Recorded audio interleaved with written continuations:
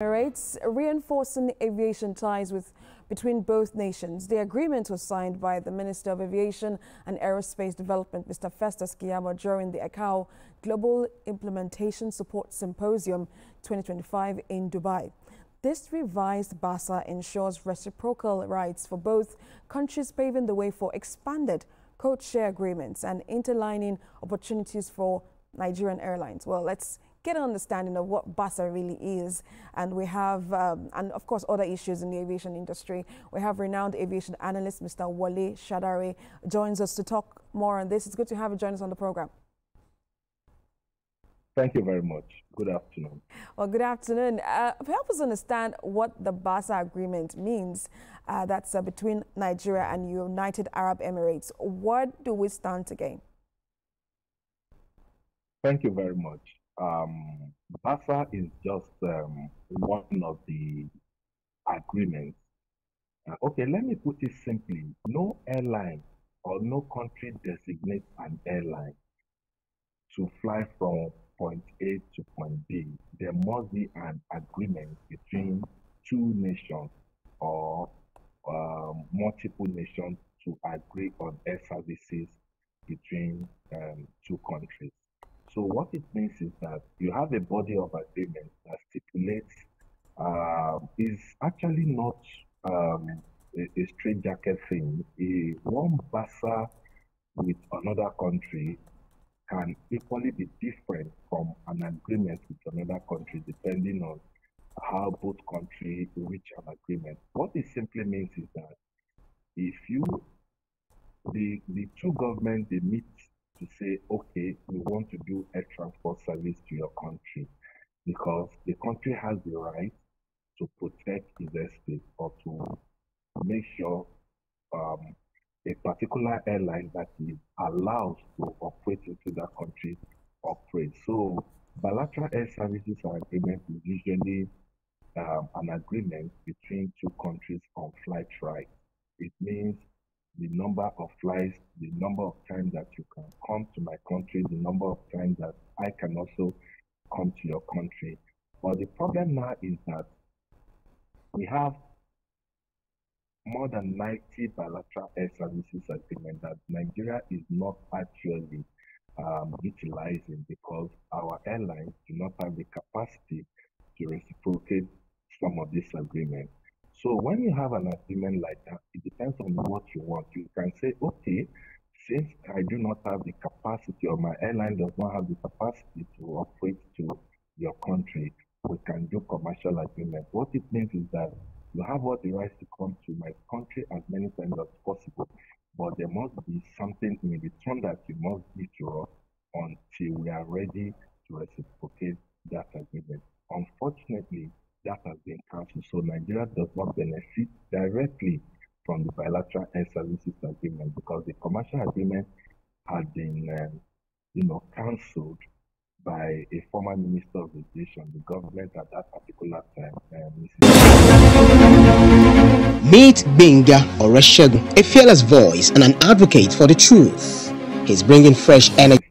The airline.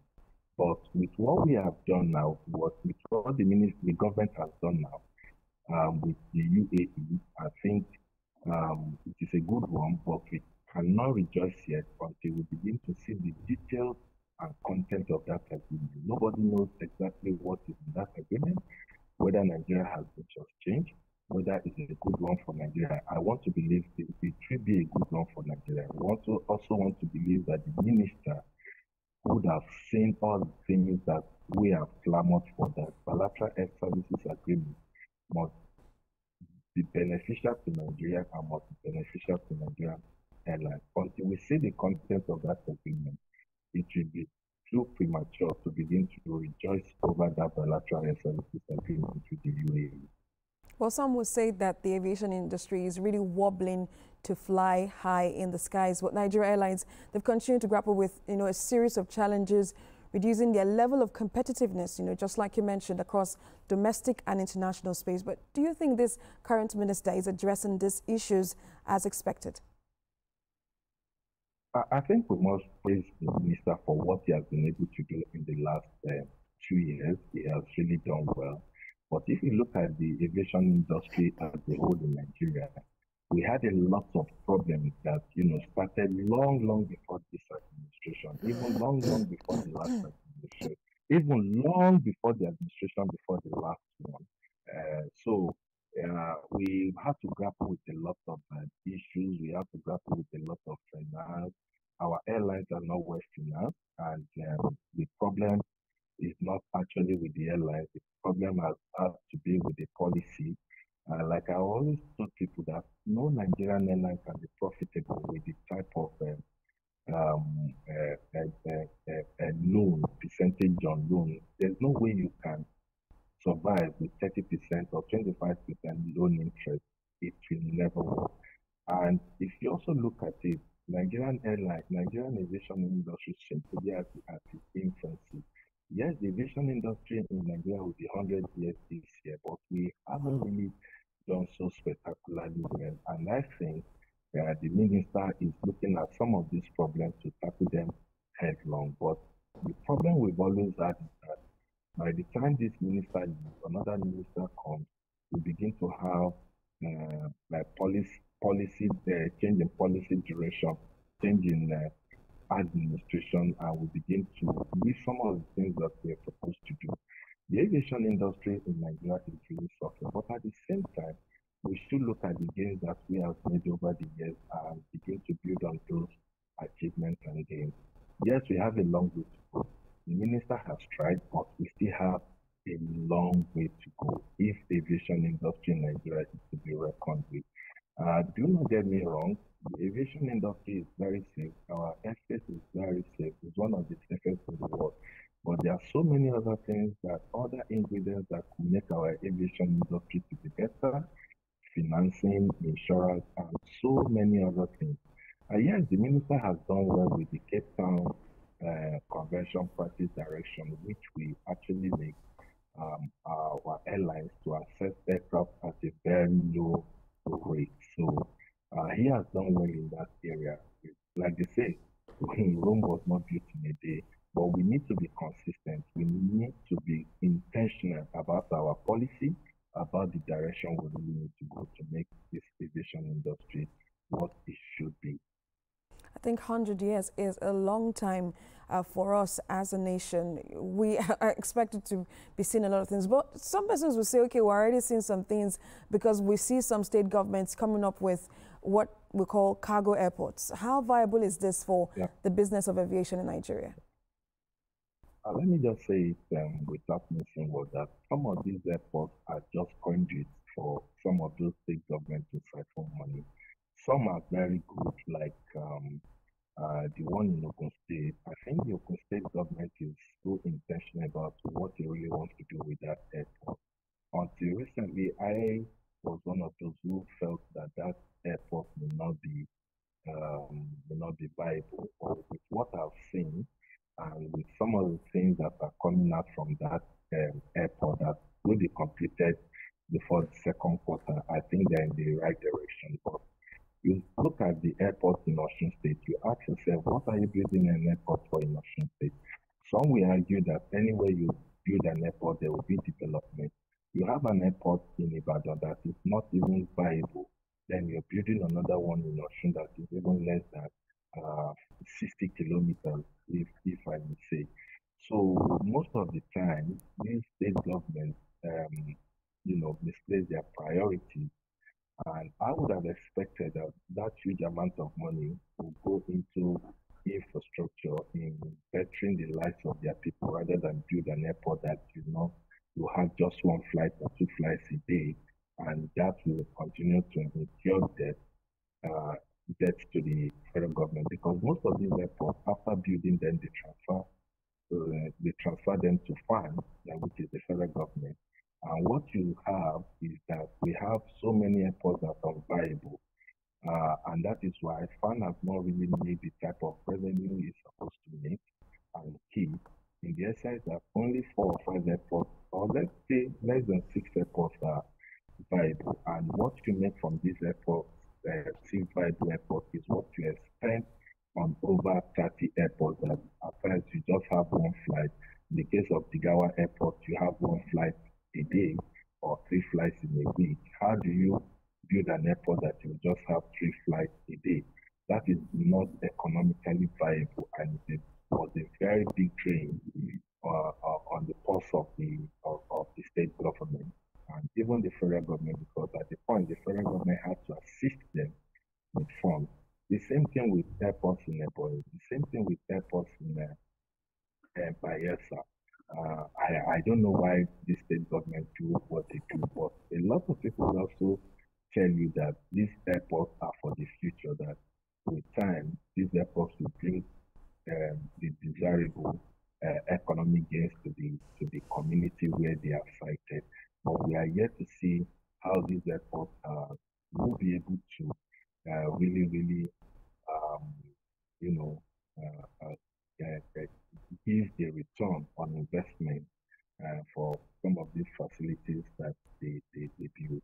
Yes, that of Anambra is very key, built by state government, and it's really doing well. It's actually giving Asaba Airport and the Enugu Airport a run for their money, and that is understandable. Yes, because you look at Anambra State as a whole. The Anambra is a state that you have so many industries. Is a place where you have so many people that travel. The Igbo man love to travel, and a lot of economic activities are happening in Anambra State. So you can understand why we have airports in Anambra, but you cannot justify the reason why you have airports that are coming up in most of these places. Lagos State building an airport will be very will be economically viable, because a lot of people within that axis of Ikoyi, Lekki, Ibeju-Lekki will easily use that airport instead of coming to Abuja, instead of coming to Ikeja here. But at the same time, it will really take the traffic off Murtala Mohammed Airport. But by and large, in the UK, you have more than 3-4 big airports in the UK because of the economic activities in that place. And the same thing, that of Lagos should be very economically viable because of the economic activities in Lagos. A lot of people who want to travel in the comfort of their homes by spending like just 5-10 minutes from their homes to the airport, rather than spend like 40 minutes, 50 minutes down to the mainland there to take their flight. So it should be good. As for other states, I do not see reasons why they are doing some of these things they are doing. We are having one in Osun, we are having one in Ekiti. Yes, the Ekiti one too may be a little bit viable because of the Afeba Balola University that we have there. Or someone else will argue that we have 2 big institutions in Osun State, so the Osun Airport will be viable. We wait to see how viable Osun Airport will be and see what the state government intends to do with it. We have so many airports that they shouldn't have been built in the first place. They're just conduit for the state government to siphon money. That's simply what it is. Well, let's talk about flight delays. In the past week, we've seen the NCAA, talk tough, make certain, orders, give certain directives, and even go to court, say that their legal team is aware of certain things or directives that they're given to the Kenyan airline. But on flight cancellations and other challenges at the airport, how well have they been, addressed? Is it just going to be a toothless dog backing at this time, or are we going to really see some action being put in place or some sanity in our airspace? Thank you very much. I think for a very long time, we've seen a regulatory body that has been up and doing in terms of delays, flight cancellations, and we have also seen, for the first time in a long time, sanctions being imposed on some of these airlines, on Air Peace, or even on international airlines like Ethiopian Airlines, like Kenya Airways, Turkish Airlines. So we're beginning to see a regulatory body that is really waking up to the responsibilities, unlike what we had in the past. So I think there's also that consciousness by the airlines that whatever you do to impugn or to make passengers to delay flight or make maltreat passengers will be met with stiff or stiffer penalty by the regulatory body. We are beginning to see the airlines wake up to their responsibility. Not only flight delays and cancellation, we have also seen where NCA has put its foot down to say, if you're not flying passengers, you must quickly make a refund. I think we're beginning to see a shift from what we used to have, which must be commended. I think the NCA has done well, but that is not to say that they should go to sleep. They should make sure that that aspect of consumer protection is reinforced and continue to put the airlines on their toes because passengers have suffered enough. Passengers will be at the airport for close to 3, 4, 6, 7, even 10 hours. It's unheard of. And the rules are there that if you're not taking passengers to their destination, maybe due to flight delays, due to what they call operational reasons. I don't know what those operational reasons are, but it's a word or a sentence that, or a phrase that, people really do not understand. But I think the SA is on top of their game. But what we do is to encourage them to do more, to make sure that these airlines are not only brought to book, but they are shamed for, taking passengers for granted. Last year, November, December were the two horrible months we had when it came to flight delays and flight cancellation. Yes, we agree that flights can be delayed if it is not safe for the aircraft to operate. We also believe that flights can also be cancelled if there are issues that are not favorable for the safety of that airline, of that safety of that aircraft, I mean to say.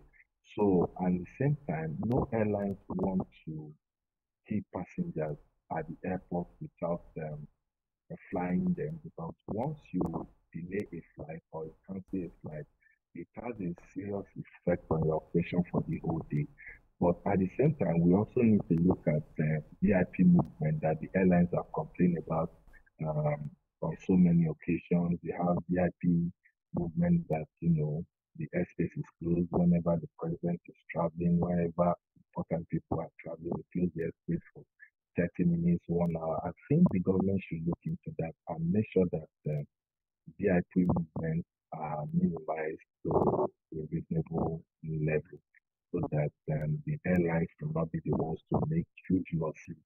Because by the time you keep passengers on ground, you're burning fuel or you're in the air, you need to hover for 30 minutes, 40 minutes. That brings apprehension to the passengers, apprehension to the flight crew, and in most cases, when you don't have enough fuel, you have to make an emergency in another airport, and that costs a lot, and that puts a lot of pressure on the crew and on the airline. So we need to look at all these things holistically and make sure that we need this in the board. Yes, I agree, but that flights can be delayed, but no flight should be delayed more than 2 hours or 3 hours. When you're going to cancel flight, you make provision for the passengers, you make provision for them to ensure that they are properly taken care of. But the opposite is the case here in Nigeria, where flights are cancelled. Nobody is giving you information of what has happened to the flight. They keep telling you our flights are delayed because of operational reasons. Nobody understands what these operational reasons are. So the NCA needs to do more. They've done a lot, but we must commend them for the little they have done. But we should not also commend them for the little they have done because they are paid to do the job which they were asked to do. So they need to go more, they need to put more pressure on the airlines. They need to balance things too because the airlines too are also not having it easy because of the lack of infrastructure and the VIP movement like I've mentioned in the past. So we need to balance this thing to make sure that the airlines are not the only ones that suffer from all of this. But just before we let you go, I know whenever we get you on the show, we like to glean as much as we can from your wealth of knowledge. But share your thoughts really quickly on the outlook for the aviation sector, considering the global and domestic issues that is disrupting the entire industry. Yeah, the aviation industry looks good, not only for Nigeria, but globally. Airlines are going to make profit, but African airlines are not going to make that type of profit. The African airlines are the lowest on the rung of the ladder when it comes to profitability. And the reasons are not perfect because most African airlines do not have maintenance facilities. There's no way you can run a successful airline without having a maintenance facility like the MRO, because the MRO takes the chunk of your revenue. So it's better for you to have the maintenance place where you can do your maintenance in-house rather than ferry your aircraft to Morocco, South Africa, UK, US for maintenance. This costs a lot of money. So we also look at, like I said earlier, African airlines are poorly financed because of most financiers do not trust African airlines enough to begin to commit their resources into funding. So, and the situation where they get loans at 25%, 35% interest rate, there's no way they can be profitable. Only one or two airlines in Africa have remained profitable for more than 20 years, and that is Ethiopian Airlines. And until recently, Kenya Airways and South African Airways that have had its own issues, but have repositioned itself to be one of the biggest airlines in Africa. They are doing well. Aside these three airlines, maybe one or two other airlines outside Nigeria, the future looks very bleak in terms of airline operation. But we have them. If the policies are right too, if the government policies are right, I think the airlines will be profitable. We also look at connectivity. Our airlines are fully connected, and Africa is fully connected. Because most times when you want to travel from maybe Lagos to it's always really terrible. Or Cape Verde, you have to go through Europe before you can connect. And the certain single Africa air transport market has not been ratified by all the 54 African nations. Some countries are still very protective of their airlines instead of looking at the bigger picture of connectivity. You can't be profitable if your connectivity is poor, if your connectivity is low. And that is why you see many European countries, many European nations are more profitable. Even the list of airline is even more profitable than the biggest airline in Nigeria. So we begin to tinker with some of these things, begin to get, remove our hands from protectionism and begin to look at liberalization, interlining, co-share, and some of the partnerships that can really help our airlines rather than operate in a small, isolated, fragmented manner. Mr. Shadari, it's always a pleasure to have you on the show. I tell you, you always just make the show. Thank you so much for joining us. Thank you so much for joining us always. We appreciate your thoughts on some of the issues we've raised in the aviation industry. Thank you. We've been speaking with aviation analyst, Mr. Wale Shadari. Thank you.